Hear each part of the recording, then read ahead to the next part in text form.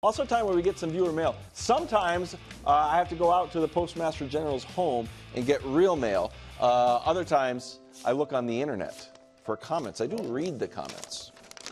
You write some. I don't, but Gianna has got me a Kevin Wilde some sort of thing so I can comment on things. Oh, that's nice. I haven't done it yet. This is a real one. This is a comment. You can't see it, but it's real. Does Brew ever come back to his previous week's Bud list and see how they did? See, that's a real letter. Brew, thought that was a savvy question. And also talks about the meeting because we were like, who's on the Bud list? And you started to talk about Bud list alumni and things like that. Yeah. So do you ever go back and review the efficiency of the Bud list? Well, I've talked about Aaron Rodgers, who just, I tried to motivate him the last 2 weeks. And he's always going back grinding. Grinding footage. You caught me doing that? Where is that guy anyway? That's right there on the computer screen. All right, here we go. At number 3, Sam Darnold. Sam Darnold and the Vikings visit the Lions this week. Sam's coming off his worst game. It's been a great season, the season that none of us saw coming from him. He saved them. He wasn't even supposed to start this year. J.J. McCarthy gets hurt, and look at what he's doing. But last game, 45% completions, 0 touchdowns, 1 pick, 50.3 passer rating. That was against the Jets. So everybody has been waiting for Darnold to turn into a pumpkin. Mm-hmm. The question is, has it already began?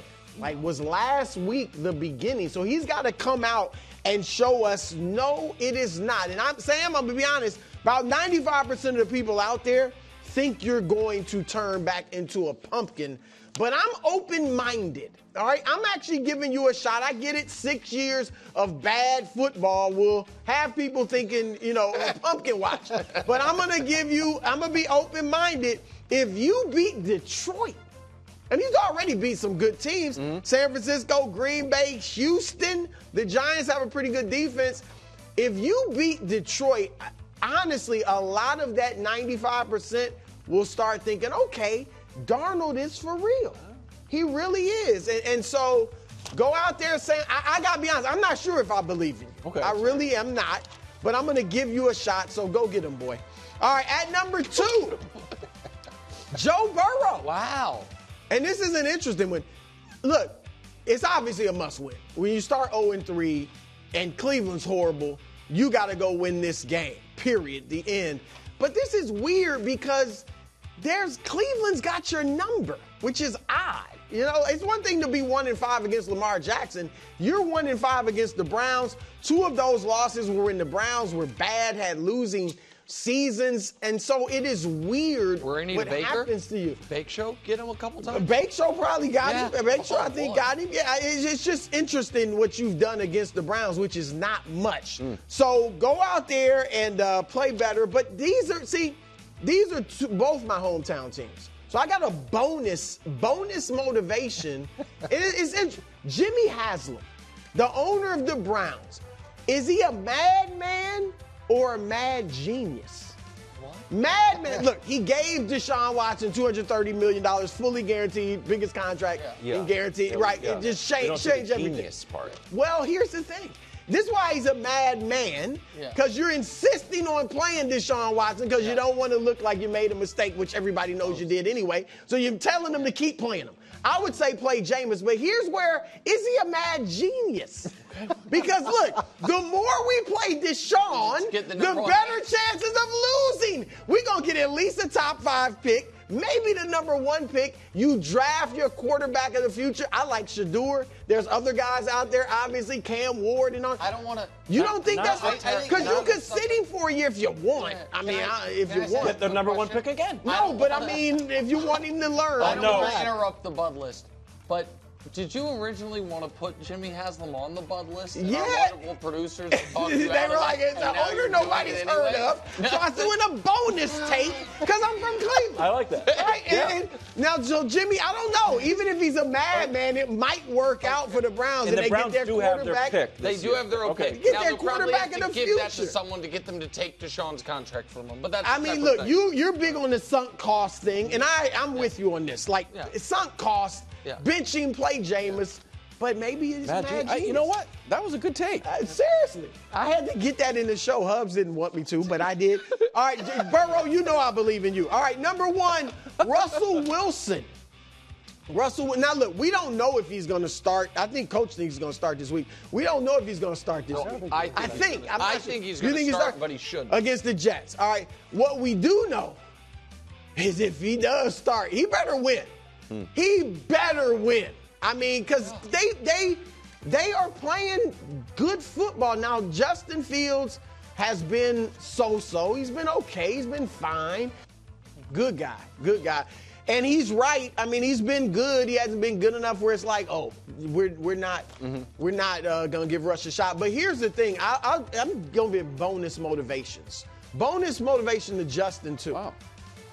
Justin, and I think you guys would agree, he's played well enough where he'll get another shot to start somewhere. Whether it's Pittsburgh in a few weeks. he may, but seriously, like even if he does, let's say Russ plays well and he never gets it back, he will get a shot to start somewhere else. And it might be Pittsburgh, Nick. You might be right, but so he just has to stay, keep your mind right, keep working hard, and you'll be fine. But Russ, you got to win because they are playing good football. They've beaten Atlanta, the Chargers, some good football teams with Justin playing quarterback. So if they make this switch, you better make it pay off for the Steelers. So, and Russell, I do believe in you. Yeah, you're a Russell Wilson. I think you can play better than Justin was playing. Great butt list. I think Coach, Yeah, this is like a segment reset for me. I get a cup of coffee after the Bud list. It's just like I'm rejuvenated again. Thank and you, you throw in the Coach. bonus take on Haslam. He announced that he's going to move the stadium. He doesn't want to be in the one they've been in since 1946. They're going to build a dome stadium out by Bria. I mean, the depth of your tastes are fantastic. local Cleveland. Just we're throwing really it all out just- there. And I like this thing. Just loading it up. Here's how I'm going to, and I think it might be a little bit of a surprise. I'm going with C.J. Stroud. Oh. C.J. Well, you got some skin in this game. Well, no, I do have some skin. and I'll get to that, but it's also Nico Collins out, so that's a problem. In terms of sacks, about the same level it's been, but Laramie Tunsil's been penalized 12 times, so some of those sacks that should have happened just become holding penalties instead.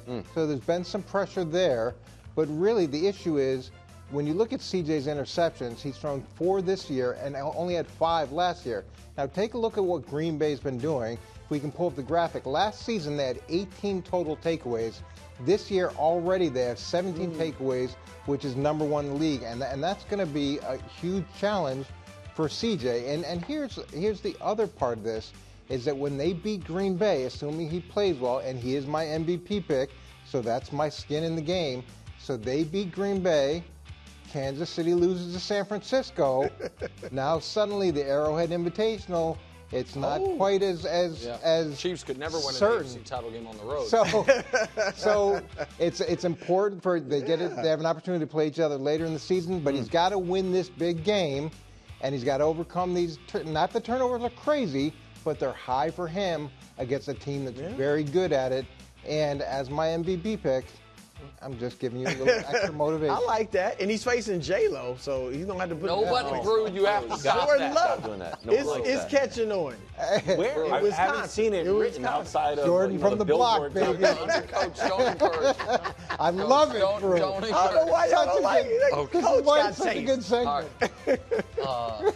Is it my turn, bro?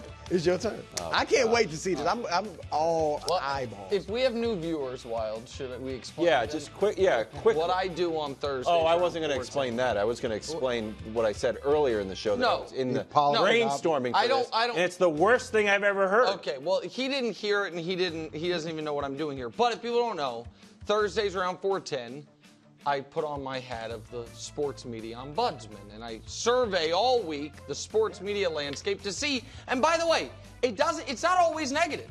Sometimes it's positive. And this week, I was searching and searching to see what sports media story deserved our attention. There were a lot of contenders and a lot of ones where people deserve bravo. In doing my research, Brew, I did as I do every week. I looked at the UConn Alum magazine, and I learned Dan Orlovsky can do things no one else on sports TV can do. Give, take, and break down film. And I was shocked because I saw Coach do it yesterday and Chase Daniel do it this morning. But shout out to him. I was scrolling Twitter, and I saw from Front Office Sports, McAfee and Rodgers did 50 million views. 50 million, which is, but Super Bowl only did 120 million. I mean, they're 70 million short of it. And I don't know, listen, it must be crushing on TikTok, because on YouTube, it's 100,000 less than Mahomes Mountain did the same day, but whatever. I mean, that's a big number. So hat off to them. But I couldn't find anything to criticize Wilds. Yeah. And then I realized, you know what? I was searching too far and too wide. I just needed to look internal, because I am putting on the Bud list, because don't like clever. It has lost. Is this clever? Its motivational powers, Coach. And Brew, boo him? No, Like, you cannot. Just wait a moment. The Bud list is under duress, and Wilds Brew knows it, which is why he's trying to cook the books by all of a sudden, instead of Jimmy Haslam's on too. And also it's Justin and Russell Wilson. So why is the Bud list under duress? Because 2 weeks ago, the person who received the most motivation from the Bud list, number one on the Bud list, was Aaron Rodgers. And he responded with his first 3-interception game in a decade, throwing the game away, a pick six. So you know what happened? No, you cannot interject, Coach. You need to wait. Coach, you need to wait. And so then how did what happened the next week? Who was number one on the Bud list a week ago? Aaron Rodgers. And how did he receive the motivation? By throwing a pick to lose the game. So what was once a great motivational tool appears to have lost all of its powers.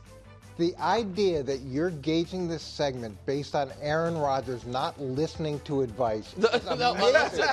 It's amazing. Right. The fact that your meter is Aaron Rodgers is not listening. It's not about listening to advice. It's about the fact, Brew, the Bud list used to have supernatural motivational powers, and you know it. It did. And now, didn't you say last week? Let's see what Russ does. Didn't you say last week Aaron was the first guy ever to be number one back-to-back weeks? Yeah. I could have made him number one this week, but I didn't. What's wrong? Let's see what Russ does. Russ gonna play well. Cowboys wide receiver. I don't like cleverness. You know that. I'm no fan of humor, no fan of cleverness, and meta put somebody on the Bud list. That being said, I put in the Cowboys wide receivers on the Bud list. And I know if you go through the issues with the Cowboys, there's almost too many to count. You can't, you're dead last in stopping the run. You're 26th at running. No, it's the opposite. You're dead last at running. You're 26th at stopping the run. Your coaches are all on lame duck 1-year contracts, and they have to go in front of the media and say, hey, don't call us soft even though we get blown out at home last 4 games. So I thought that I kind of had a good idea of what was plaguing the Cowboys. Troy Aikman said, actually, the offense and actually the wide receiver routes. So, just when I thought I understood what was going on with the Cowboys, Troy comes in, drops a bomb. Says actually it's the wide receivers. Gave Stacks a little bit of credit there. He said it's hard. I was noticing that myself in my film study. You were. I'm glad Troy said it. I'm glad he said it. But no, I will say, we all noticed on Dak's interception. Who was that against when CD ran the wrong route? You don't remember in your film study? Yeah, I mean, it was so much. It goes to... It all comes, it blends together after a while. When you're dealing with that volume. Yeah, that's good, though. So now, not only are the running backs not good, the receivers. Yeah. And you just gave one $35 million a year. So there you go. Odd Bud list. It was different. Thanks for watching. Subscribe here to get more from the show and to check out clips from other shows on FS1.